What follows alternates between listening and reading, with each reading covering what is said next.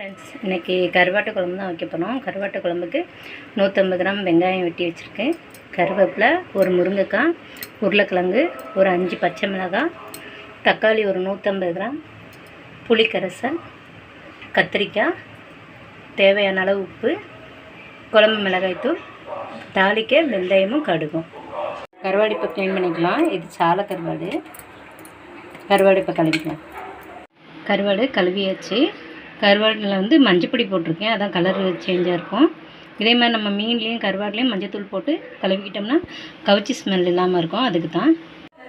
குழம்புக்கு அரிசி சூடாயிட்டு கடுகும் வெந்தயமும் போட்டுக்கலாம்.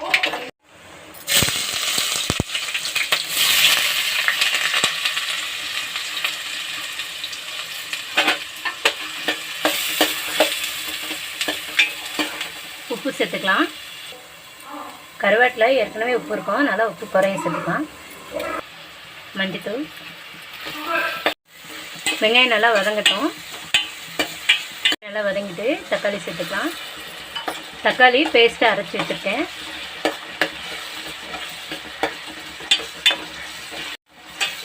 கொஞ்ச நேரம் தக்காளி வதங்கட்டும். மசாலாத்தூள் சேர்த்துக்கலாம். மசாலா நல்லா வதங்கணும். ஒரு 10 நிமிஷம் நல்லா வதங்க விட்டுருவோம்.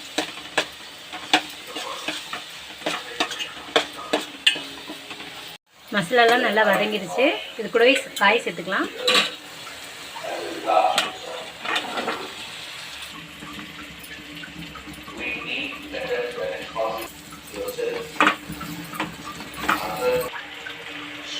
மசாலாலாம் காயோடு சேர்ந்துச்சு.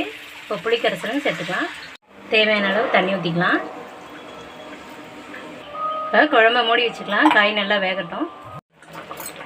குழம்பு நல்லா கொதிச்சுட்டு காயெல்லாம் வெந்துட்டு இப்போ கருவாடை சேர்த்துக்கலாம். கருவாடு போட்டு அடுப்பு சிம்மில் தான் வைக்கணும். கருவாடுன்னா உடஞ்சிரும், முள்ளாயிரும்.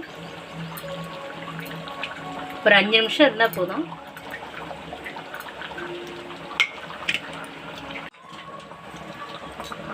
குழம்பு ரெடி ஆயிடுச்சு. இப்போ அடுப்பு ஆஃப் பண்ணிக்கலாம்.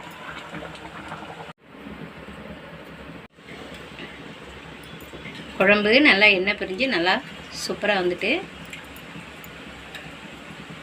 கருவாட்டு குழம்பு ரெடி. சாப்பாடு ரெடி ஆகிட்டு இதுக்கு முட்டை ஆம்லேட்டு, கருவாடு வறுத்தது.